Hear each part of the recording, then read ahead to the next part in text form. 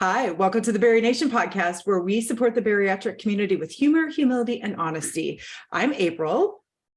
There is no Jason and Natalie here today. Gotcha. But if you are watching this podcast, you are seeing the faces of three amazing women from our BariNation membership community, Fiona, Laura, and Casey. Hello, friends. Welcome. Hello. We are so excited to have you here today. You three are very active in and out of the community. You are just like the face of the bariatric community in general, but we are all in the same stage together, and that is life and maintenance. We are here today to talk about really what the stage means to us, what we wish we knew about it now, and some things that we wish we did before we got into maintenance, right? It's one thing to Monday morning quarterback ourselves, but it's another thing to offer kind of some concrete things that we implore people who are not in maintenance maybe start doing or thinking about now. So before we get into the meat of the conversation, I'd love to turn the floor over to you ladies to introduce yourself. Fiona, let's start with you. Hi, I'm Fiona. You would know me as Never Say Never Fiona on Instagram, which is where you can usually find me. Sometimes you'll see me as Fiona Prendergast on Facebook in select groups. Boom. Where are you in your journey? I am 4 years post-op from BSG. I maintained for almost 2 years after completing 110 pounds or 110% excess weight loss. I lost a total of 280 pounds from my high weight. And then after maintenance had a baby. And then, as most people would know if they're following me recently, I've struggled with regain largely due to postpartum medication and other just issues and adjustments. And now I find myself 30 pounds down from my regain with about 40 to go. That's amazing. And your story, which we will get in today, I think is so powerful. Everybody's story is powerful, but we're all going to demonstrate the curveballs that life throws our way in maintenance and how we have like switched up our swing, so to speak, to make sure that we're knocking things out of the park. So it's going to be amazing. Awesome. Thank you, Fiona. Miss Laura. Hello, my name is Laura Preston and I live in Niles, Michigan. I had a gastric bypass on March 5th of 2005. So if we do the math, that makes me an 18-year post-op. Life is very different. I am definitely life and maintenance at this point in the game, but I'm excited to be here and share and contribute more to BariNation. Oh, Laura, we're so happy that you are here. And what I'm really excited to talk to you about is we have a stage after life and maintenance, and we call it automation. And I know just in private conversations that you and I have had, right? This life and maintenance is really about this like cyclical thing that we do between things that are automated and then they become not automated. And then we go back into learning about them from the maintenance phase. So I'm really excited to pick your brain about that and how you have just learned to accept that this is cyclical, right? Like I'm going to go in and out of these things. 100%. 100%. Awesome. Awesome. All right. Miss Casey. Hi, I'm Casey. I live in the Pacific Northwest. I had VSG March 26th of 2021. So I'm coming up on a 2-year surgiversary. Yeah, it's an interesting journey and I'm excited to be here to talk about it. I'm the baby of the group at this point. You are actually, you are the baby. Yeah, right. But I mean, as we all know, every day in maintenance is different. I had an eye-opening conversation with another friend and member of BariNation, Elle, and what I really took away from what she had to say, and which is so true, I went into maintenance thinking it was all about rigidity, doing things exactly right. But it's not. Maintenance is actually about fluidity. It's about learning how to experiment and just to acknowledge that you've never lived this way before, right? It's running your own experiments. It's not being afraid of that. And I had a completely different understanding of maintenance, going into it as I do now living it. So that's really what this conversation is all about. So if you ladies are ready, I'd say let's dive in. Let's do it. Let's do it. Okay. First question, which is actually a little bit of a curveball, and I'm just going to go, I go one by one. I know, because you guys know I love doing this. Well, it's not really a curveball. What did you think maintenance would be like? Right. I thought it was about rigidity. I've learned it's not. It's about changes and fluidity, pause and pivoting, all of those like mantras that we say. So what did you think it was going to be, Fiona? Oh, freedom. I thought the complete opposite. I thought I was going to hit goal weight and I was going to get to live like everybody else and get to just not have to diet and not have to think about it. And I actually got away with it for a long time. Oh, that is fascinating. I remember thinking that too, right? Like, oh, it's finally going to be, it was a check mark. It's like I've maintenance done. I've done the bariatric thing. I'm fixed. Yeah. I'm fixed. Ooh. Now I get the freedom to be like all my girlfriends and all my friends and all the supermodels, and I get to be thin and live a normal life and eat out and do all the things. And to me, maintenance was freedom. I was no longer fat. I'd done it. Boom. And it is freedom, but it is not. I had a long way to go to realize that I had fixed a lot of the weight issues. I had faced a lot of the underlying issues, but I hadn't faced enough. I will never get to just live like the supermodels and eat pizza and then go back to eating salad and be normal and have perfect balance naturally. That will never be me. And I had to accept that. And that's okay now. But it was really, really hard to face at the time. Wow. Holy crap. I can remember saying and thinking those exact same things too. Yeah. I was absolutely livid when I found out that no, I wasn't going to be like all of my friends who never had a weight problem. And it was never going to be that way, even when my weight problem was gone on the surface. Yeah. Yep.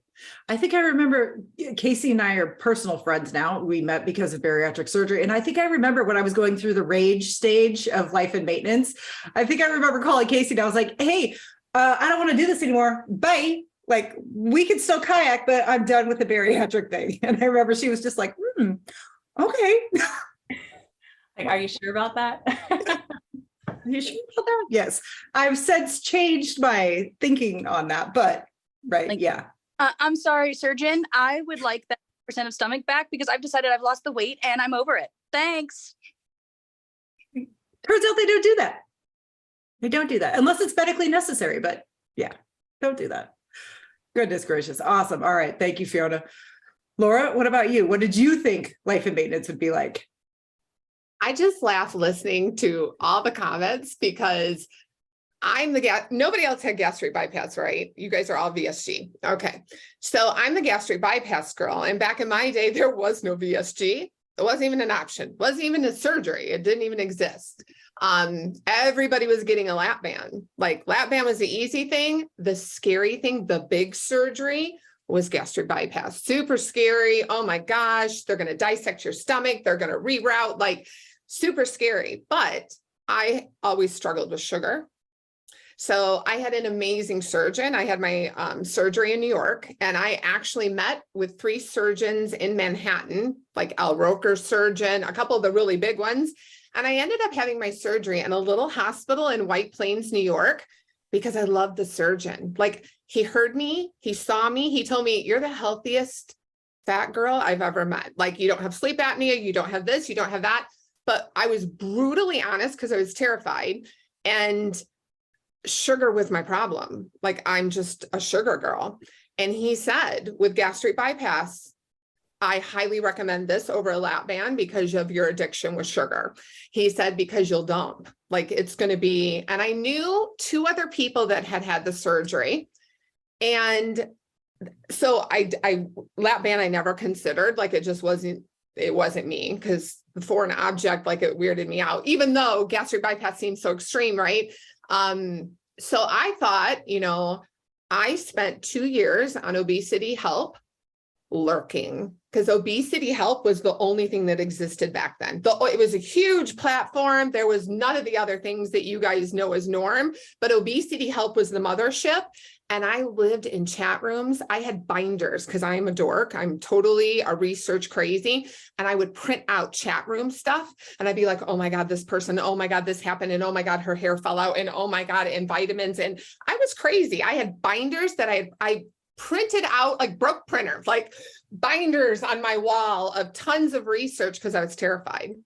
And so I thought I was going to have the surgery and I was going to be the perfect patient and I was going to do all the things. Like, I begged to get in the gym. I begged because I had done so much. I spent 2 years researching it. And so I thought I was going to be perfect bariatric girl, right? And for a long time, just like Fiona said, I was terrified of sugar. I hate throwing up. I was terrified. I ate perfect. I did all the things. I went to the gym. I did this. I did this. My highest weight was 365 pounds. And I'm 6'1". I'm really tall and I'm big. And I got down to like 189 pounds and I looked horrible. Like I will tell you right now, like when you see pictures, I was gaunt. I call it the gastric bypass look. Like I can look at people when I'm out and about and think you had weight loss surgery, you had weight loss, especially gastric bypass is I'm speaking to, because you get this gaunt, just super thin look. It's not a healthy look because it's malnutrition.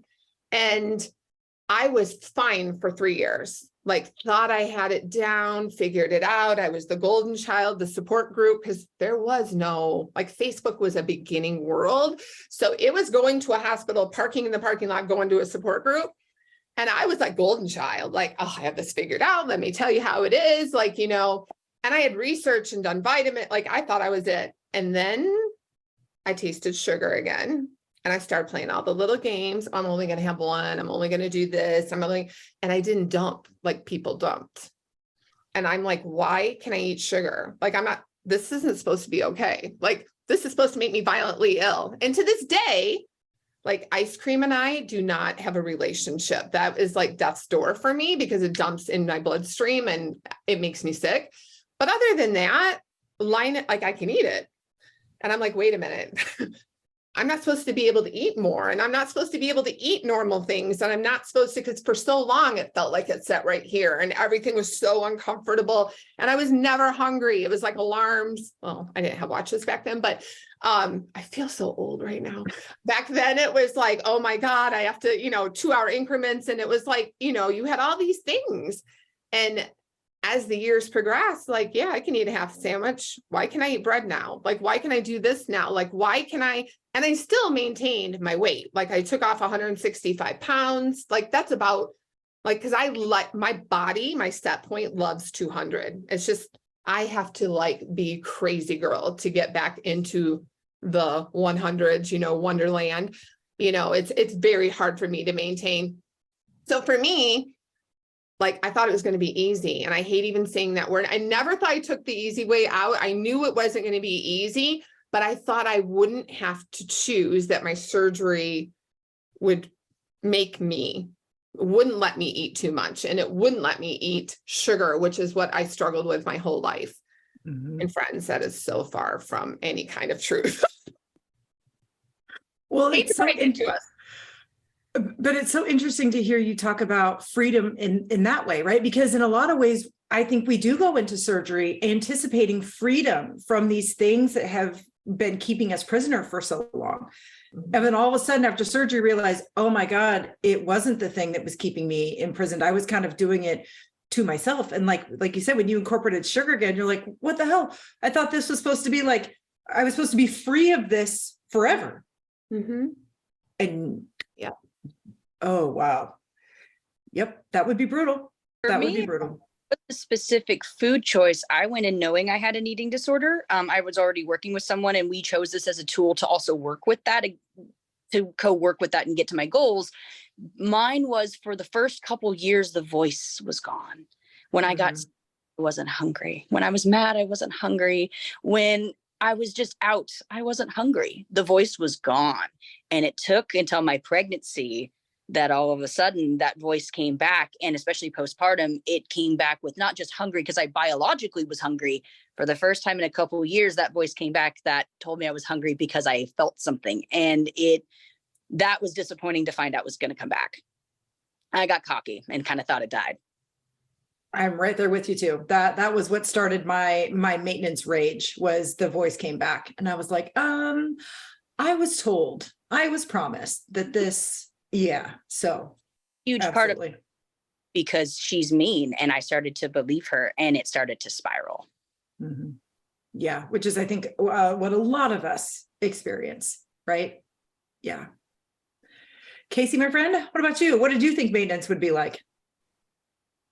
I don't think I ever really knew what it would be like. And I still have moments when I go to support group for life and maintenance where I'm like, am I in maintenance? I'm not sure. I feel like I am.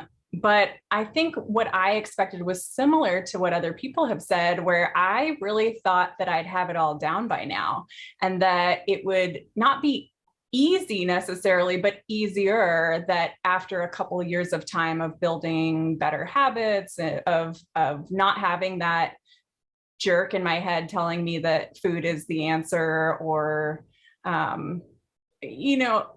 think I just thought that things would flow naturally into just a smooth sail. And I know that that's really nowhere near what we deal with on a daily basis. I didn't expect food cravings to come back. I didn't expect habits to come back. I had a long time in my early stages of not having hunger. And then when that came back, I was like, wait a minute, this isn't supposed to happen. I'm supposed to be coping and eating, and I'm supposed to have all these pieces put together at this point. And I think I really just thought that it would all be put together by now. There's this like arrival fallacy of like, okay, I'm to that point, I'm here, things are where they're at, I'm in maintenance, I get to just do the little minor things like go get my annual checkup with my PCP and make sure I'm exercising and eating well. But it's just not that simple. No, you and I, again, have had conversations around this. And I think maybe at this point I've had it with all of you, but there was so much anger for me too, when I realized I had not figured it out yet. And I was like 2.5 years post-op. And I'm like, this is bullshit. I'm supposed to have this figured out, right? Like, what is wrong? Like something is wrong with me, or something was wrong with my procedure, or I was just raging, right? I went so deep down the rabbit hole. We have an entire episode dedicated to the arrival fallacy, because when I figured that out, I was like, this was... Say that again, Fiona. I failed my tool. I failed the community. Yeah, it's what it feels like. Yeah, no, I embarrassed myself when it came back. Ooh. Which is funny to say that out loud. We're strangers on the internet. I'm a full-grown woman. I go about my day. But at the same time, I found it very embarrassing that like we had said earlier, I had spent so long going behind closed doors and behind my hands saying people regained because they were lazy and they didn't do the tool right and they didn't do what they were supposed to and they didn't hit their goal weight because they were sneaking stuff they weren't supposed to. And you know what? I was better than them. That's why I made it. That's why I made it my first year. That's why I hit excess. And I was mad at myself when during my pregnancy, there wasn't any issue at all. It was actually after I had delivered and all of that. And then of course, also the excuse of my pregnancy being gone, all of a sudden I had to face the anger of myself, of just the regain and feeling like I had failed my tool and embarrassed myself. That was the underlying thing. I felt like I embarrassed myself. I was the statistic that failed. Oh, do you feel differently now though? Like, do you see? Absolutely. That anger though is part of the viciousness that feeds the emotional hunger, that feeds the shame, that feeds the regain, that feeds. And then all of a sudden, I stopped going out with friends. I stopped going to the gym. I stopped taking care of myself. I stopped looking in the mirror, and you see where it goes very quickly. I woke up at 230 pounds again and was shocked. And I gave birth at 190 for reference. So, I mean, I gained a decent chunk after. It wasn't just baby. I blame him for some though. I mean, as mothers, I think, right, our bodies go through, life-giving, which sometimes requires some excess weight. But yeah, I understand what you're saying. But if there's anybody else here, if you feel mad at yourself, it's not you. That was my biggest thing. Everybody talked about being mad at their surgeons for not telling them, or their dietitians, or for feeling uninformed, but nobody really, other than me, I sat back and went, no, I'm mad at myself. Like, I made the Right. But you're mad at yourself for the reason that we're all mad at ourselves, because I think behind, like you said, like behind the screen, behind closed doors, you really do think highly of yourself, right? Because you feel like I'm doing everything right and I'm going to avoid these pitfalls. And when people are brave enough to share where they struggle, you can see the struggle, right? And you're like, okay, well, I'm not going to do that, or I'm not doing that, or well, that's not me. And we do tend to kind of elevate ourselves because we are feeling good about things that we're doing. And then maintenance hits the same for all of us. Regain is a part of most people's bariatric journey. Oh, Oh, yeah. 100. Like Right?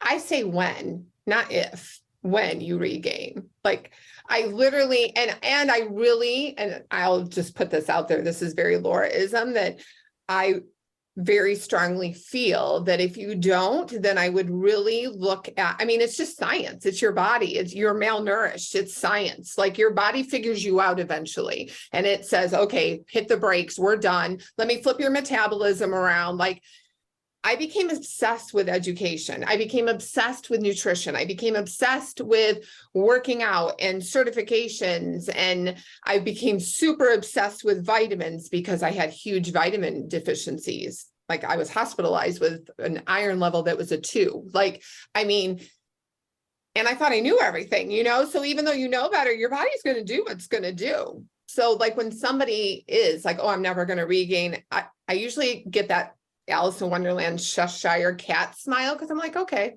call me when you need me. Like, you know, because, and I don't mean that because it would have infuriated me when I was 2 years, 3 years in those pieces. But it's like, I feel like if you never experience regain, then I also wonder, have you swung to the other side of the pendulum where you're not eating and you're anorexic and you like there, because that's another whole land in our land. So But we don't talk about that. Those are the success stories. Remember, they're the ones. I talk about it and I'm old and like, because that success story that doesn't talk about it, there's a cracking point for all of us. You know what I mean? And where are you? Like for me, being 18 years out, I stand and look around and think to all the people I used to go to conferences. I mean, there was no society there. Like it was a whole nother world back then. And we had patient conferences. They look nothing like what they look like today. But like literally, I look around and all the people, all my friends, my posse, my group, my people that we travel and we'll meet up in the fall again at the next one, they're gone. They're alive, but they're not in community anymore in any way, shape, or form. All the tools, and I love that you guys say my tool. That wasn't a word. Back in my days, we didn't call our surgeries tools, you know, because we didn't recognize that there was more than one thing. We had surgery. That was it. Oh, mental health, that's a tool in your toolbox. Like that language came probably 5 years after that started floating around the community because mental health wasn't a thing. And so I look around community now and my people, my peers, the people that I walked my path with, nowhere to be found. And when you ring doorbells and blow up phones, the regain is through the roof. Like they did do exactly what you talk about. I'm done bariatricing. I'm done with this. My surgery didn't work. I don't care. I'm over it. I'm living my life. And so I look around and I'm like, where are my people? It's a big thing. And the hardest part, I think, on that end of what I'll call life and maintenance is that it's not over. The tools are still there. Don't give up. It's a chronic disease. Back in the beginning, it wasn't a disease by the AMA when I had surgery. Like all this stuff, you guys are like, it's like, I feel like the old person that's saying, you're so lucky nowadays. You know what I mean? Because it didn't, like nobody talked about it. The way you got approved and shoved through and didn't wait. I never had a liquid diet. Like you would say whatever you had to say in that psychiatrist. There was a psychiatrist appointment, a nutrition, people had to sign a piece of paper. Yep. She's of sound mind. You went through. There was no Laura Grabos or Connie Stapletons. Like that has all evolved. Yeah. say, so the minute I put that deposit down, they were like, you want to come next week? I actually waited almost 6 months because I wanted to I had a binder as well. I took a year and a half to actually pick a surgeon and then put a deposit down. So I know that journey, but I will say that with the Regain, the greatest people who have come to my aid, who have come out of nowhere, are the old timers. I'll call you, I should tell you the veterans. Out of nowhere, my Instagram people 10 years out saying, sweetheart, trust me, you'll get back down. Like, just breathe. It's going to be okay. And that helped because for mine, the only people I know who are long-term out from surgery as long as Laura, both actually gave me I'm living my life. It didn't really work. I lost a little bit and they've closed the door. And so they kind of encourage like, oh, well, you're still like 100-ish pounds. Like it's good enough. No, for you, for my goals, no. Well, and that is the power of, I think that's the power. It's one of the many powerful things about the modern day community is that we do now have people like you, Laura, who are in it and active and are the veterans, are the ones that are there to kind of guide everybody else through it. Because for so long, there was not a place where we could all gather, where we could share stories. And now there is. And for the people who are willing to really speak the truth or just say, this is what it is, it's going to monumentally change the game for everybody. Because everybody, like you said, everybody struggles. Everybody's going to hit this wall.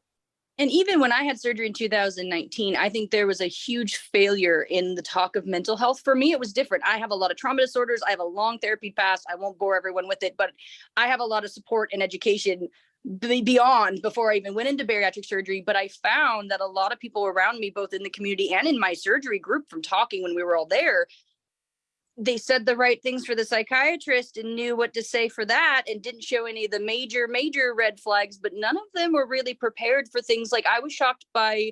Even I was prepared for it and taught about it, but still shocked by when the weight drops, how much trauma comes up, how much we carrying within the weight and things like that I see people who are longer term out in between me and Laura like me, as they disappear from Instagram and run and they hide from me and I find out what's going on. And a lot of them, it's because they still weren't ready to face what was being carried in that weight and those habits. And it sucks to face, even when you have the self-awareness to face it. We all seem to have the self-awareness to have faced it a little bit, but I think that's a huge thing in the community. That some people, they face it and it's just, they weren't ready for that part. Well, and it kind of goes into what we were talking about before we hit record, right? So much of this journey, you just aren't going to understand until you get there. And there is no amount of podcasts, books, advice that you could take in that would convince you that this is what, in fact, it's going to be like, right? Our brains will not allow us to do something unless we've got concrete evidence. And because we've never lived a life free of, right, all of these things that we experience when we're really in the throes of obesity, we just don't believe it for us. And I don't think there's anything that you can necessarily do to prepare people. Where I think the power of these conversations come into play is that when somebody does get here, we will help lower the temperature. We will help lower their panic because they're going to go, wait a minute, somebody else, I heard about this, I listened, something, right? Our brains are going to go, okay, I'm not as awful, or I'm not in such a, like, somebody else has been here before. Well, it's not uncharted territory. It's amazing how often I will forget I posted something or said something, I don't know, about other people on whatever platforms, and somebody just out of the woodwork, even sometimes years later, will say, I got that. And you're almost like, wow, somebody's lit. Because for me, my Instagram's a diary that people happen to want to watch or read. So sometimes I kind of forget you're out there until they message me and they're like, hey, remember 3 years ago when you talked about this? Like, that was really brave. And I'm going through that. And nobody around me talked about it but you. So that's what I kind of hope at the end of the day. Like, if I show the gnarly parts that I live with, which are pretty gnarly to look at sometimes, that maybe somebody else facing the mirror will say, you know what? At least I'm not facing the ugly alone. Mm-hmm. I think by talking about our stories, we're normalizing things for other people. And, you know, all of us had surgery before the community looked the way it does now.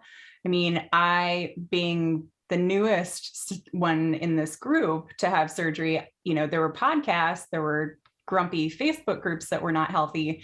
But, we didn't have the same Instagram community. We didn't have things like BariNation. And I don't think I knew what maintenance really looked like because I didn't have a model for that. I couldn't look down the road and see. I mean, I had a relationship with a therapist who had bariatric surgery 20 years prior, which was a short-term therapeutic relationship. And I could ask a lot of questions of her, but, we didn't see our peers going through this. I didn't see my peers going through this. I'm the only person that I knew of. Well, I had two friends that were close to me at the time that had gone through this, but as far as community goes, like, it was very limited exposure to folks that had been through something similar.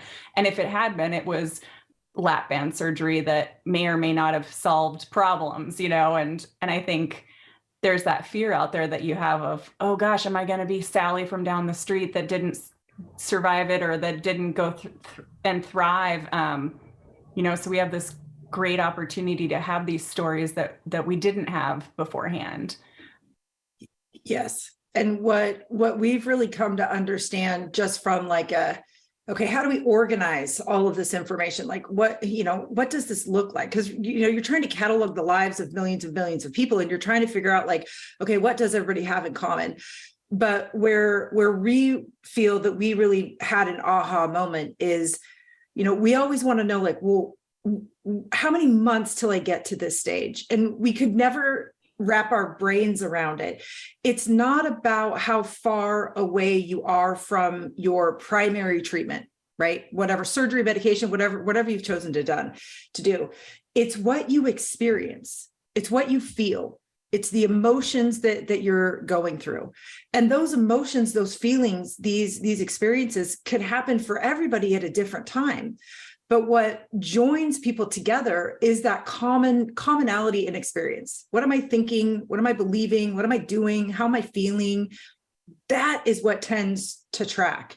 And as soon as we started talking to people about what they were feeling, it opened up this whole new world. And it was like, oh, wow. I mean, you might only be 6 months, but you are clearly exiting this honeymoon feel-good stage, and you are smack in the commitment, which is a phase that nobody else had named until we did. You don't just go from the honeymoon to maintenance. No. There's this valley of dark deepness, scariness, where you have to make a choice. Do I want to live a bariatric life, or do I want to go back to my old place? Being online in 2019 and being the newbies, the fresh projections at the time, a big one for me that a lot of people talked about, but not publicly, that I started to talk about at first was anybody else get the skinny anger? When you get small and all of a sudden society's so nice to you. Men are so nice to you. Women think you're smart. I switched jobs right before I hit maintenance. And so everyone in my old job had known. They'd known 400-pound Fiona. They'd seen tiny Fiona. We'd already been through the journey together. My new coworkers never saw anything except for right before maintenance Fiona. And that was another eye opener. I was smarter. I was funnier. The stuff they said about other people when they walked the room, because they didn't know a former fat person was there until I said something, was amazing. And I started getting angry. I would snarl at men for holding the door open for me. Two years ago, you wouldn't have pretend I was there. Don't talk to me in the grocery store. Number one, I'm married. And number two, I don't want to talk to you anyway. Like, that anger took me a while to get over. The skinny privilege. Like, it was both. I loved it. I could go shopping anywhere. I could eat in public and nobody looked at me. I could walk more than 20 feet without getting out of breath. It was amazing. But also I was angry because how dare I could finally get all the clothes that I never could get. How dare society do this to me? I could fit in boots. Why didn't they just make it a little wider? Like, I got angry in a weird way. Like, that was one that I wish people had talked about more. And just things like that I think there's a lot of value in, or all the models for maintenance that are ahead of me are all perfect. They're perfect.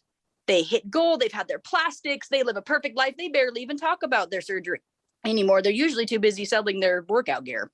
And that's not even a slam on them. That's great. I hope they make a great living.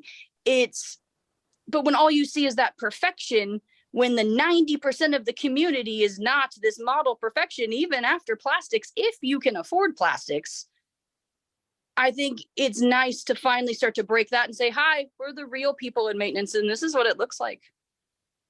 Yeah, we talk about that often, especially Jason, Nat, and I.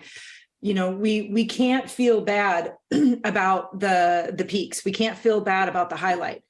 but we have committed to never only sharing the highlight. It's got to be the highlight, the A, the B, the C reel, like whatever, right? It has to be all of this, because if we are telling the world that this is what it's all about, when we're not actually showing them, right, like what you said, Fiona, the 90%, when people are struggling, they think there's something wrong with them, when in fact, you are exactly where you need to be in the struggle. That's more normal than this. But can I tell you from an 18-year perspective, because a lot of the people, that is what you guys think about community and some of this, like I've watched from before surgery. I was qualified for surgery because my old job, like I was in community, that was my life. And I watched April from the beginning when it was east to west. I've watched Stephanie, I've watched Bree, I've sat back and watched all these journeys, and I've watched the highs and lows, and I've watched people have huge revisions and being hospitals and crying, and I've watched divorces and breakups and whatever. And when I'm sitting here, like, it breaks my heart because it's never going to be me. It's never going to happen to me. My life is perfect, and I'm watching. And then when I sit back like the cat and Alice, it's because I'm like, let life happen. Like, let life happen and let transition happen. And I think it's interesting because when I first joined BariNation and I'm in there and I'm digging around and trying to figure everything out, like I struggled with, am I commitment, or 18 years out, am I commitment or am I life and maintenance? Same. And I love the fact that you put labels to pieces, because people never understood honeymoon. They thought this is the life, but the commitment's forever. Like life and maintenance, I have to be consistent and committed to taking my vitamins and getting on that dang treadmill. And, every time I see, the minute you guys asked me to sit on this panel, I was like, who are these other people? And I followed you both on Instagram. And when I see you on your Peloton bike and you're like, yeah, I'm like, go Casey, because that is commitment. I mean, when I see April, like, oh my God, I'm on the treadmill. When you were doing step bets, I was watching, I saw Whitney's bike get delivered. I'm like, I feel like I'm a stalker a little bit, but like I've watched, because this path, life and maintenance, I would say I'm life and maintenance because it's 18 years, but I have to be so committed. I've had up to 70 pounds of regain before, and I took off 68 2 years ago, and I had to recommit to all the things I knew. I have gained and lost so many times. The commitment never ends. And the beautiful thing about BariNation, because I can go on a roll here, like when we would regain, and I say we, before these communities that have evolved in the last couple of years, where do we go? Right? I'm at Weight Watchers in the back with the dirty secret because I had weight loss surgery, and I'm not going to talk about it because I had the easy way out. And it's easy for her to lose. She has half the stomach. Like, I've lived in back rooms of Weight Watchers because I never gave up. No matter how much regain it was, by gosh, I'm going to get it off. And I would go take a class, get a certification, become a health coach, do all the, never was a but I got certified, spent a year, spent $6,000 getting it. You know what I mean? Because I want to understand nutrition, real nutrition for all bodies, not just my body. But where do you go? And one of the biggest things, I spent the last year in the bariatric world I was working in studying advocacy, because all these things we're talking about, like advocacy is a thing, because we need to remember, like, where do we find help? Do we go back to our surgeons who want to operate? They want to do surgery. That's what they do. You know what I mean? That's how they make their money. And so do I go to my primary care doctor who will order labs, but not order half the iron panels I need? He has no clue what I'm talking about. Or what about when I go to the dentist? Because after bariatric surgery, I never had plastics because I'm terrified of needles. But I never had plastics, never did any of it, but I had braces. I said, that's it. I am so happy about life. I'm going to have the best smile in the world. And I was, wearing braces and metal track braces at that, like in my 30s. Well, what happens all of a sudden when I'm in my 40s and my teeth start cracking? What are you talking about? I come to the dentist every year. I do all these things. Why do I have gum issues? Why do I have, I've had the best smile. Because the pH balance in your mouth changes because your stomach acids change. Like dental issues in the bariatric community, nobody told you that. Nobody told you that. Nobody told you that. And I don't want to put fear factor out there, but you put a post in the bariatric community and an old school one and say, and the amount of root canals and crowns and dentures and bridges and teeth just went like, that's a thing. And who knew? Or like I was saying to April, menopause. I'm 51. How do you hormone therapy treat something that doesn't process pills? And then it's called compounding, and it's called, and then you're like, do I want to do this? Is this like, so it never ends. It's never, ever going to end. Or the knee replacements or the hip replacements, because we put so much weight and abuse on our bodies that weight comes off. And what do? We run marathons. We do all the things, right? We're in there bodybuilding. We're doing this. And it's so amazing.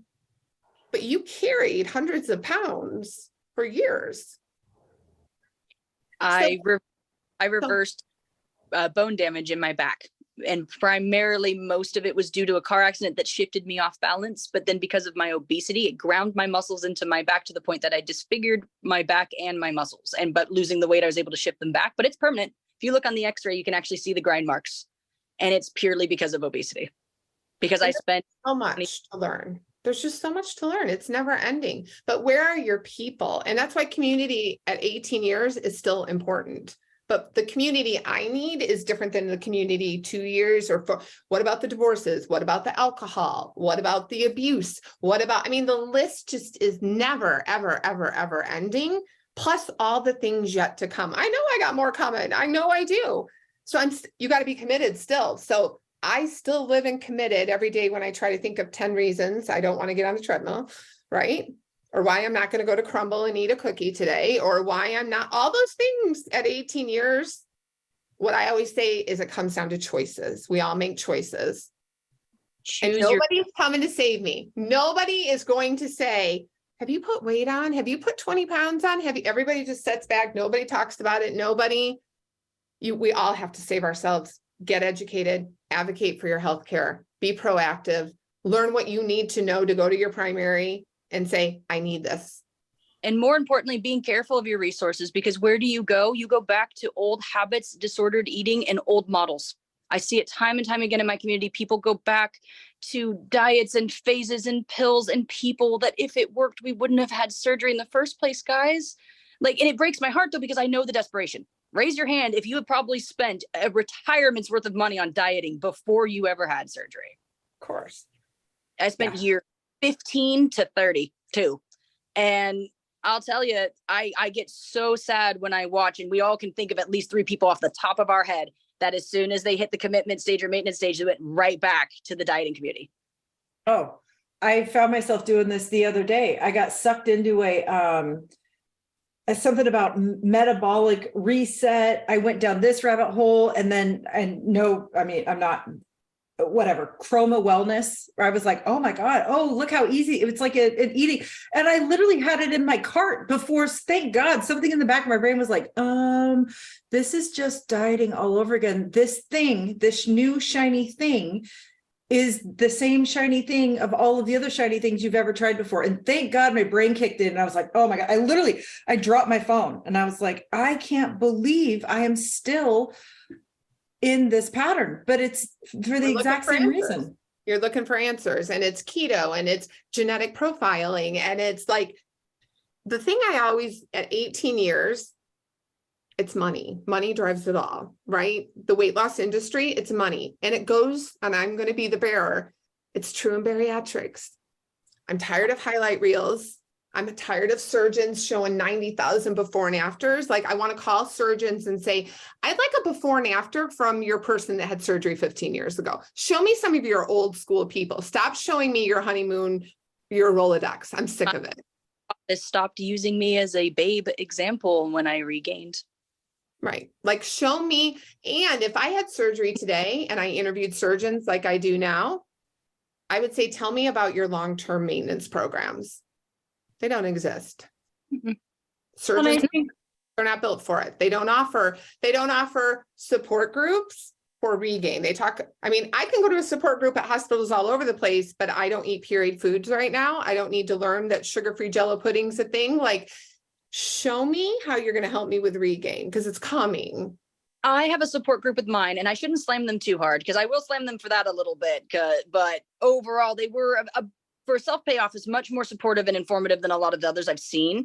But again, like you said, they do have a support group, but it's for post-op everybody. So then I'm drowned out with the voices of, oh my God, I'm in my 6-week stall. And no offense to my newbies. I love you. But if I see one more post about a goddamn 6-week stall. So Well, but it doesn't help me anymore because my issues are now way deeper than that. I know the habits. I know the food. I know how to weigh. I know what my pouch can and can't handle. Now we need to talk about the dirty stuff and how I'm going to implement it. Well, it's literally why we created what we did and why we're working so hard to always improve it, because we need a place for all patients to go and find their home base for where they're at now. None of us want to waste our time in a support group that's not tailored and targeted for what we need. And there are days where we want to go support the newbies. We want to go and cheer them on and help them. But then there's other days where I don't know why the hell I keep eating Cheetos and it's driving me crazy, right? Like I need regain help. I need addiction transfer help. I need help with my relationship. I need help with my intimate, like what, right? Like we are smart people, but we are smart people who realize we don't have it all figured out.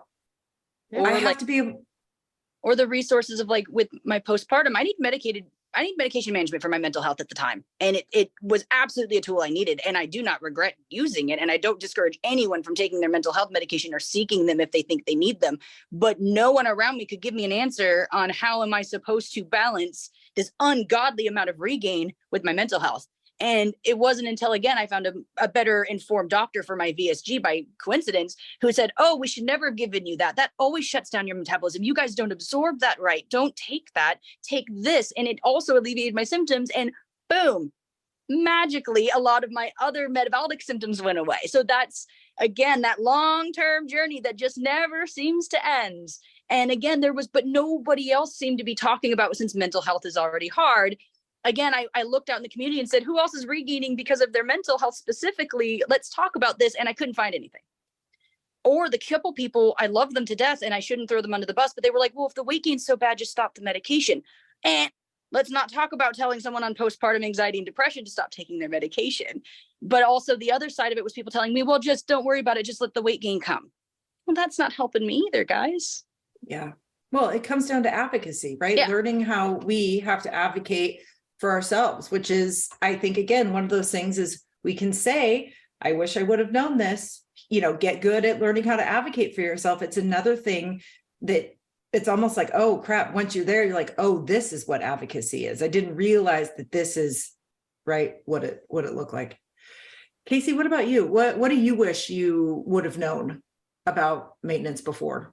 Well, I think a big part of it for me is the realization that my body will always be changing, and that I remember when the surgeon that I went to said, well, or asked me, what's your goal weight? And I looked at him and was like, I don't know. I've never been there. I mean, I've known times when my body felt comfortable in certain weights and shapes. But I went into this with the decision to change my life. And I had hopes for like, hey, I want to fit into quote unquote normal size clothing. I want to be able to do certain things, but I didn't know what that end result looked like. And I think that looking back, looking at things like before and afters, there's no such thing as after for us. And I like to track progress by photos, because for me, the photos don't lie. They wake up the part of your brain that can actually recognize change. That's not like, you tell yourself sometimes, oh, I don't see any change. And then you see pictures and think, oh my goodness, I do see some change. I've lost more weight than I've lost over half my body weight. And that is a big change, but I don't see it often until I look in pictures. And I think just the healing part for me has been in realizing and recognizing that our bodies will always be changing. You will go through periods of time when your restriction is strong, when your restriction is weak, when you can eat certain things, when you can't eat certain things, when your mental health kicks in, your mental health concerns kick in, and all of a sudden you're like, yeah, I want a cookie or a bag of potato chips, and you just don't know why, when you haven't been doing it for how long, or you have been fighting that. And I think just like being able to recognize and take that space and that time to sit and think about things before we do them has been one of the things I didn't realize I would need so much. But that slowing down and thinking about things before I make decisions, because I thought it was going to be easy by now. I thought at my 2-year mark that I'd know and that I'd feel things differently. And I'm absolutely 100% different than I was 2 years ago. I cope differently. I think about things. I don't put my hand to my face with something in it, you know, like I used to. But I think that just, I wish I had realized that it's never going to be as simple as I had surgery and that changed everything and it's easy now. You know, it's like Laura's talking about, you know, you make that decision every day to align with where you want to be with your life. And it's no different than someone that hasn't had surgery. We just have a tool that helps us to be a little more successful potentially. Maybe not. There's people that, you know, are not happy with where they are. But for me, my metabolism has changed. My restriction exists. I think about things differently, and I've had the space without having to carry around another 150 pounds. I've had the space to say, okay, let's start talking about why these things ever started in the first place. I can think about things like emotional eating and stress management and who am I at the core of my being? And those are things you don't think about when you're carrying around a second person. I've lost more than I currently weigh. I mean, it's mind blowing how freeing that becomes and how it gives you that space to say, all right, I kicked that fat suit. And using fat and not a derogatory term in like I shed that body. I'm not dragging her around anymore. Now what? Now I've got the space to say, okay, let's talk trauma. Let's talk coping. Let's figure out the things that we couldn't even tap into because we were worried about where our next meal was coming from. You know, it's. You and I, Case. Go ahead. Oh, sorry. I was just going to say, you and I have talked about this often, and I talk about it all the time. After surgery, I was amazed at how much mental capacity I had all of a sudden because it wasn't being taken up by food. And it was that aha moment for me when I also too said, oh, this is how people at the time, I didn't understand it was a disease, right? But this is how the people who don't suffer from the disease of obesity live their life. And it was a moment of anger for me, but it was also a moment of, holy shit, look at what I have been able to accomplish so far in my life when I didn't have this capacity. Now I have this capacity, and it was to do that exact work that you were talking about, Casey. I mean, one of the things I didn't expect to learn and recognize is I had to relearn how to have friendships. My friendships were surrounded by like, hey, let's go to the hot new restaurant and let's share some food, but also let's get all the things. And I can't do that anymore, you know? And also, I don't want to do it anymore. You know, I want my friendships and my connections with people to be based around things that I enjoy and that I want to put my energy into, you know. It never occurred to me though, that was the center of my social time was what restaurant are we going to? What bar are we going to go to? And your habits change. That's not where you want to lean anymore. I mean, for some of us. Yeah, no. Something I would love to offer up is when I was talking about the difference between committed and life maintenance or maintenance, whatever. When I think about life and maintenance, like 2 things come to mind for me, peace and acceptance. And I just want to offer that up because you always have to stay committed. You have to, because you have obesity. It's a chronic disease and it's going to rear its head in different times and places and ugly moments. But when I think about it, when I sat there and had to pick, and I did, I was like, I'm joining both of them because I need commitment right now to get off some regain. But I am in a place of acceptance. After 18 years, I put scale shots on Instagram. I don't give a shit. I don't. I literally, I don't care. And I track it and I measure it because I want to take the stigma away from numbers because it means nothing. It's my gravitational pull on this earth. It's not my value. It's not my identity. It's not a failure or a success. So for me, I say, yes, I live a life in maintenance because I'm committed to being educated and advocating for my health, fighting the hard fight. But I have found peace in my obesity and acceptance of the fact that it's always going to be work. It's always going to be a work. And I accept my body today.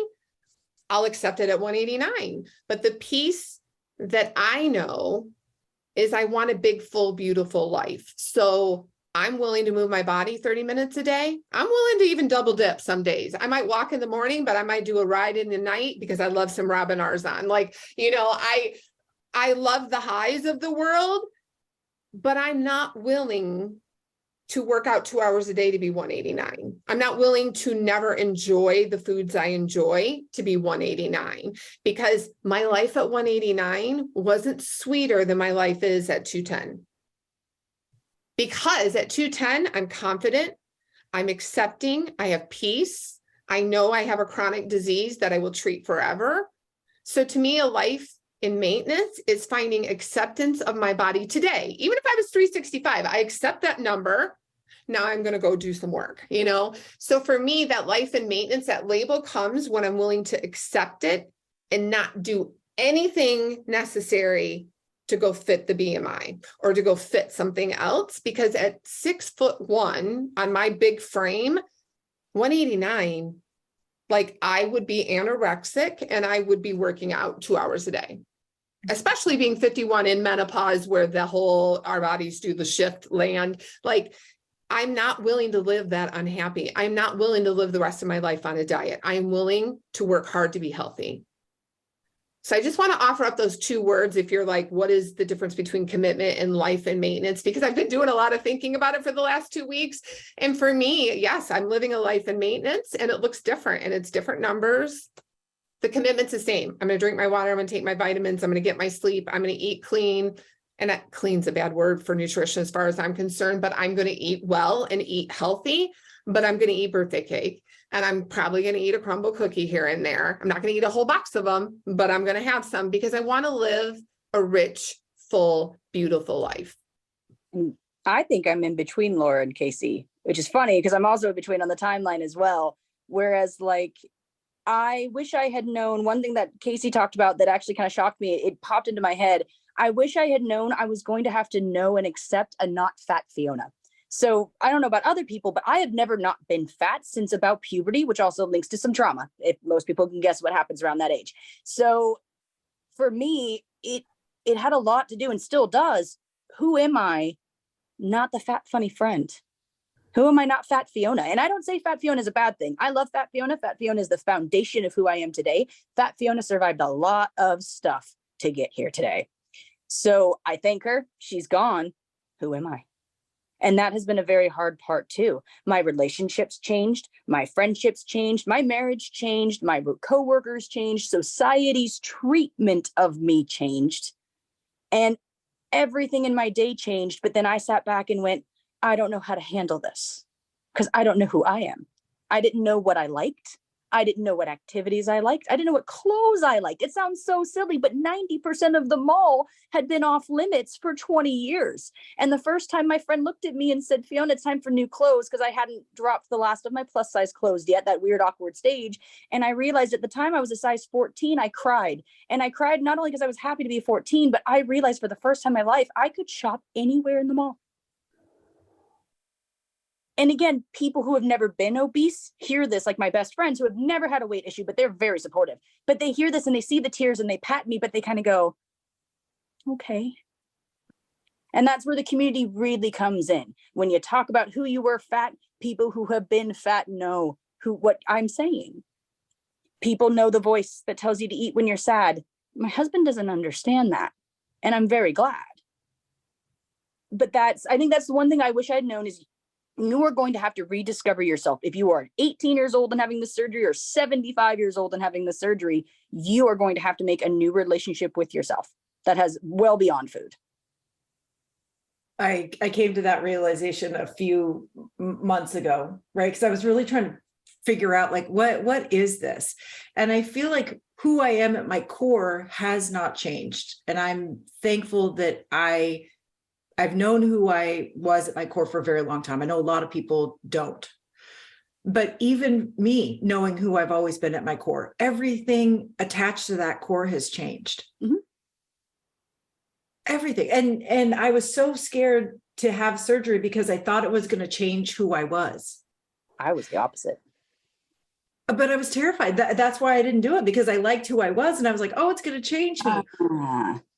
Right. So I'm not going to go through with this. I have a robust friendship circle. I have had great success professionally. I'm funny, not because of my size. Like, I really like who I am, and surgery is going to change that. And I just don't want to risk it. Not me. I was willing to throw everyone away.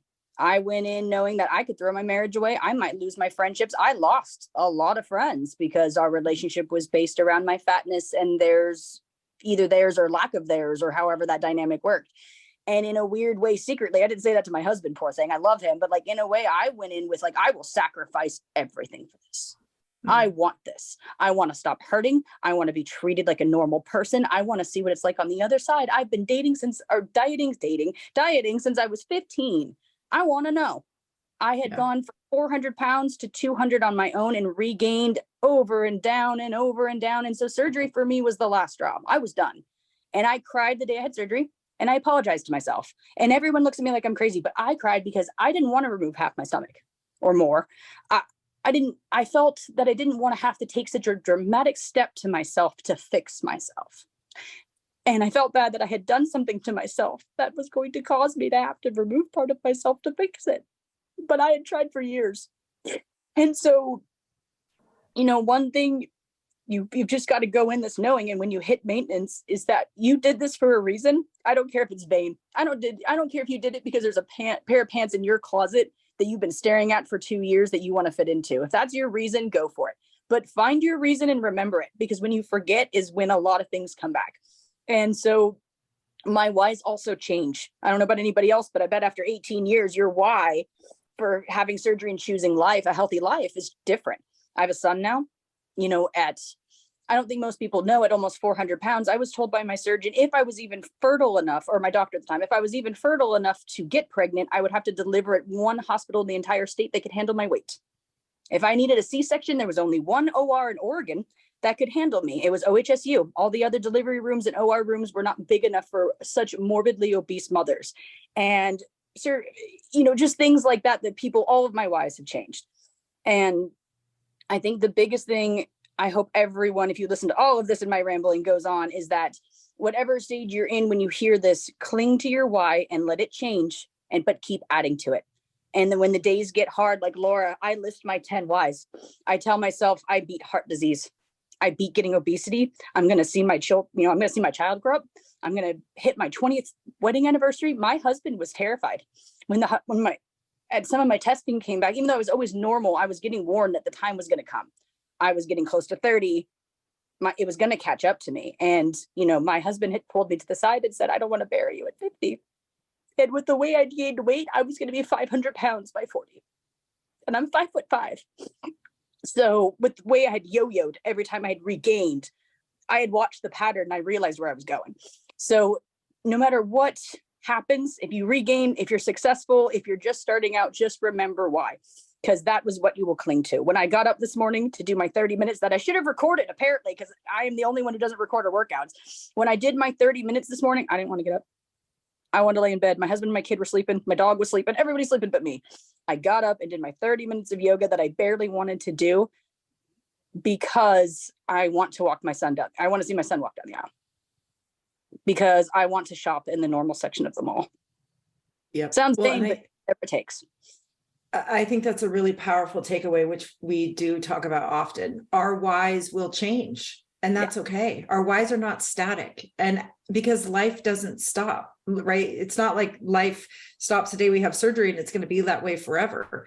You have to grow with your whys. And if your whys grow with you, then you will continue to find reasons to commit to this life. Laura, what about you? Is there one thing that you really want people to embrace from this conversation, or is there one thing that you would just implore that they think about or do moving into maintenance? I think the biggest thing is I use a phrase that I think my body's my life partner. We always talk about our husbands being our life partner or the significant other in your life. But I could relate to Fiona talking about what have I done to my body, like apologizing and crying and whatever. But after going through crazy vitamin deficiencies and the ups and the downs and the regain and the pieces, one, I think about my body as my life partner. Like it wakes up every day, whether it wants to or not. Like I've mistreated it. It hasn't divorced me yet. You know what I mean? There's going to come a day where it's going to say I'm done, but it has never divorced me and it shows up for me. So I need to respect it. And it's my life partner. The other piece I would tell people is if you're just entering or if you're 10 years down the road or wherever, if I ever talk to somebody that is brand new, I always say that you need somebody to walk with that's having surgery at the same time as you are. You need somebody that is walking in front of you that's leading a pack, like maybe a year out, 2 years out, but then look way down the road. Like you need, like I think about a sorority when I was in college, I think about big sisters. Like you need somebody, and I'm not talking about the 1 year out. You need that person, the matriarchs like me. You need to have that one. So when you have a curveball that's hard, it's not the one you've been walking with because you're like, oh, girl, you're all right. Just ignore it. Or that's only 10 pounds. It's not a big deal. But line up your deck and build your team.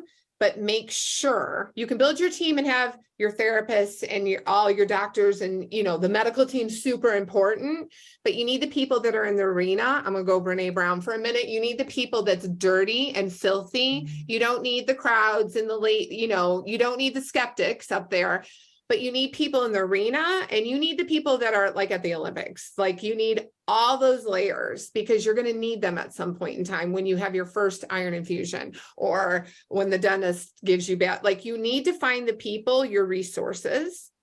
So your life partner's your body, find your resources. And the biggest thing I'll say is you need to stay in community. You do. You do. Even if you meet Prince Charming and you get married and you have all the babies and the picket fences, like there needs to be a place. Like BariNations didn't exist in my day. And now my people I was in community with don't exist anymore. You need to find a place because forever the curveballs are going to mean different things. No matter what, the divorce, the menopause, all the things that can come at you, you might thought, oh, I was bariatric, I got to figure it out. I'm all the things, but that emotional eating piece, you know what? In menopause, I want to eat. Struggling with parents that are aging and fears. And there's so many life chapters that are coming at us. There's nothing like your bariatric community because somebody's been there, done it, walked it, felt it, talked it. So you got to find a little piece of community. You never get too old. Like you don't. I would truly believe that. So for me, like it's just dialing in, finding your community. And I guess I have so many pieces. Get educated and never stop learning. Like April said, there's different pockets that you want to find the things you need in the moment, but there's always an auditorium. There's always an auditorium because obesity's changing. Like I'm going to be in a room listening to medical drugs with people that had surgery a year ago, and I'm 18 years out. There's still an auditorium for all of us because some things will never change. It's always going to be evolving. So when I tell you to advocate and fight with your doctors and be proactive with your healthcare and don't take no, I want a bone scan. You can't have one. Well, then I need a referral. Like, know what you need to be watching and tracking for long-term health when it comes to bariatrics. Well, you are the OG. I mean, you are the veteran. But again, like you are that person for us in this community. And I know, but I'll say it again, you are such a critical component, a piece that has been missing, I think, from the new community. And I just got to say, I'm so flippin' thankful that you are here doing what you do. Because I'm so passionate about it to a fault, probably, because I want to send an SOS out to the other people out there in the community that used to be the lead, like come back, come back. The new community needs us. The last 3 years I spent in my roles, I kept talking about the new community. I kept talking about the Instagram kids, and I kept sending them, and I kept saying, you know, the podcast and this and that and that. And everybody's like, yeah. Like there's old school bariatric land. And I'm going to plug BariNation one more time, because I just love the fact, because everybody waits around for permission. We don't need permission. Like when I first got into my last job and I learned what ASMBS guidelines were, I was pissed. You want to talk about pissed? How many iron infusions did I have? Why didn't nobody teach me how to read a damn vitamin label? And then why didn't I know these things? Like I should know. And I became obsessed, and I built the tools to teach. And I just spent time teaching because I was angry. Like every bariatric patient should know this. Like we deserve this, you know? So we don't need permission. We don't need permission to have our own community. We don't need letters behind our names. We don't need certification. Like I'm going to go on a rant because this is the advocate in me. Guess what? We're experts because we lived in the bodies. We are the frickin' experts. You might have medical degrees and masters, and I respect all of that because I needed you for my tool. But I lived this body, and I continue to live in this body. So you need to talk to me and ask me. I deserve a seat at the table more than anyone else here, because if you didn't have me, you wouldn't be doing surgery. Like we wouldn't have this evolution of science. So anybody listening to this, you're an expert in your body. You're an expert at being obese. You've lived with it your whole life. You know what it feels like. I don't want another itty bitty registered dietitian telling me what a food craving feels like. You know, I respect all the medical credentials, but we are the experts. We've lived in it, and you don't need permission. I had the same conversation many moons ago on a podcast with my dietitian with my surgery office. And he said something kind of ignorant about food and about impulse to eat. And I looked at him and said, have you ever been more than 10 pounds overweight? And he stopped and he goes, no, but I have a doctorate. And I said, no, I know. But have you ever been more than 10 pounds overweight? And he said, no. And I said, I've lost 210 pounds. You should listen to me. And he stopped and he didn't like it for a second. And then he laughed. And, you know, I will say, he started to change his tune, and he told me later that he kind of remembers that every once in a while, that when he's talking to a patient, he might know on paper more than I ever will about macros and diets and everything else, but I will always and forever know more about being obese and dieting and the struggles that he will never know because he never had to do it, which I'm glad he didn't, but. Oh, well, I mean, you guys know it's the thing I say, I think most out of all of the things I say, and you guys know I talk all the freaking time.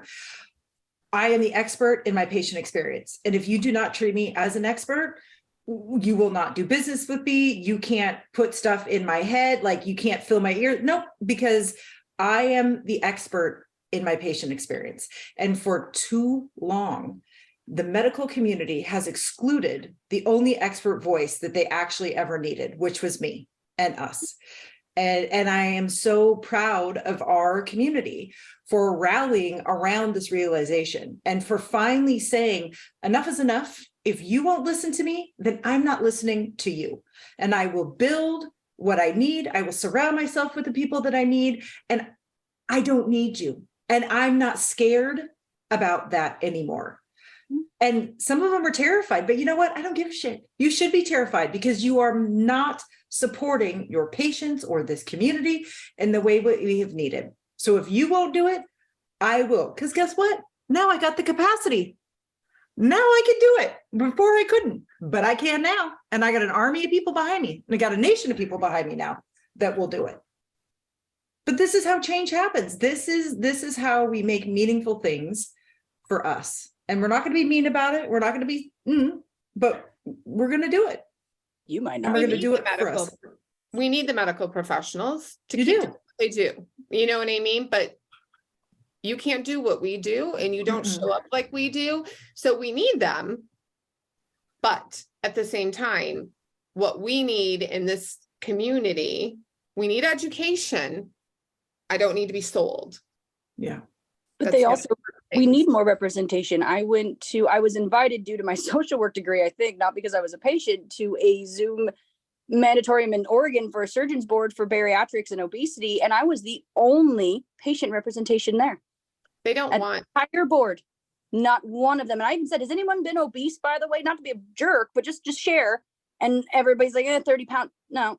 And I realized like, and it's not that the conversation wasn't bad, it wasn't negative, they were great, but they're missing a huge chunk of the voice. And all of them were shocked when I looked at all of them and said, your clinic is failing by not having follow-up dietitian. Stop handing us a piece of paper and walking out the door. Yeah, it's all on there. And you're right. It's all on that piece of paper that they need to know. And all the questions are annoying and they're going to keep being repeated by every patient for the end of time, but that's your job. Yeah. Oh yeah. That's Well, what BariNation's for. Like, that's what it's going to be for. That's what it's going to be for. And if it's the last, like, they don't want patients inside. I've been inside. I've sat on boards. Like, I've demanded a seat at the table, and even in it, they just smile and laugh. And they don't want us there. And it's okay. It's okay. They talk over your head anyways when you're there. Like, it's not a nice place to be. It's not, but they need us because that's what keeps the hospitals going and the money going and the whole system. And it's okay. It's okay, because you'll find there are magical surgeons, there are magical dietitians, there are magical Laura Grabos and therapists, and they are out there. You find your people, and BariNation will find its people. I used to beat the doors. I'm done beating. I don't need them. I don't. Girl, Laura, you and I talked about this, right? And this is an epiphany for me, maybe a year ago. Same thing. I was like, why are we not getting a seat at the table? We as in patients. And finally, I just went, wait a minute. I can build a table. Yeah. I can build chairs. I can keep making more chairs. And finally, right when that clicked in my brain, I was like, oh, okay, well, let's go build our table. Let's go build. And April, the truth of that conversation is, guess what? You're going to build a bigger table because there's more of us. There's way more of us. What are the statistics? How many Americans are overweight? Like, bariatrics isn't just weight loss surgery. Like, it's a whole, like, it's the study of obesity, period. And there are way more people that can be in the world of BariNation that can sit on a little medical board. And we'll build a bigger table. And the nuances of why we are all obese is very different. Why my best friend, who also had VSG surgery a year after me, was obese is completely different than the reason I'm obese, which is probably completely different than the reason Laura got obese. And the reason April was, and that's the other important component, is the longer I'm in the community, the more I'm realizing that sometimes the advice has to be modified because the underlying reason for your obesity needs to also, and it can be comorbid. It's not always just straight. But for some people, it is really an overconsumption issue more than necessarily an emotional eating issue, more than a hormonal issue. And you need all of those voices together or you're missing it. Well, and you need a space for you to be able to explore your own personal reasons, and then select what you need, because you are the expert in your own experience. And for too long, we were seen as incapable of making that decision for ourselves. And we disagree. When we empower ourselves with the education, with the knowledge, with the community, when we make it readily available so that you can access it when and where you need it, we will change the name of this game. And what what we're up against is a lot more complex than just that too. As women, we are told not to advocate for ourselves. As fat people in society, we're told not to advocate for ourselves, et cetera, et cetera. So it's also, there's so much more wraparound to it. And that's a lot of also within the, it comes out more and more, as you said, like it's the more and more of us come to the table, the more and more you realize just how much of this is layered and intersecting, and how much of it as a community, really, as you sit back and start to really look at the numbers in the group and look at what's really going on, the more I'm realizing that the obesity researchers are missing a key component, and a large, large part of it can't be studied on data. They need to turn around and look in the room. Bingo. Bingo. Casey, my friend, what about you? What's the one thing? I lived a lot of my life following the shoulds, the what you should do, the way you should live your life. And I think that where I am at this point in my journey is figuring out what I want and who I am and what I value. And I think that when you get to the point where you've had the surgery, you've figured out how to eat more or less, you know that you need your water and your vitamins, you really need to get in touch with who you are deep inside to be able to make sure that you're making decisions moving forward in your life from that core place inside of you, and just valuing that. I didn't listen to that girl inside for a really long time. And I don't think I knew who she was until recently, because I was tricked by all the things outside. And I think it's been just a real gift for me to be able to turn inside and look inside and say, who am I? What do I value? And I now have the ability and the capacity to operate from that perspective. And so I think you'll really figure out how you want to live your life and how to get through those times where you feel like it's a crisis, whether it's regain or losing friendships or changing careers or, too many stores at the mall. When Fiona was talking about shopping, I mean, our burden now is so different, and it's little, but it's when you get to those points and you see how much your life will change and where you are now, you need to be able to trust yourself and listen to yourself and understand who that person is, because we all have different stories and we have different roots, and whether our why changes or not. But only I know what's best for me. Only I can make that decision. And if I operate from that perspective of what is going to be the best for me, given the values that I have, I can't fail. I can't fail. No, we often talk about this, right? This journey is about trust. We have to learn when we can trust ourselves, and we have to learn when we can't trust ourselves. And if we can decipher that code for ourselves, sky's the limit. Ladies, I cannot thank you enough for your time, your honesty, your willingness to get real and raw and vulnerable and just share what is truth for you. It is the most powerful tool, I think, that we have in our community to help others. And I'm just so thankful for your time and your expertise. This has been an amazing conversation. Fiona, where can people follow you if they want to? Oh, I said it in the beginning, but I'm mostly on Instagram at Never Say Never Fiona, all one running word, or on Facebook, usually in the groups as Fiona Prendergast. Awesome. Laura? I'm on Instagram. It's Laura Lee Preston. I'm a rusty old person on Instagram, so bear with me. I love Facebook because it's my safe, I've spent my time there. That's my jam. I love Facebook Lives. You can find me on Facebook at Laura Preston, or if you do the here's one that's for you. It's at Bariatric Regain. It'll pull me up.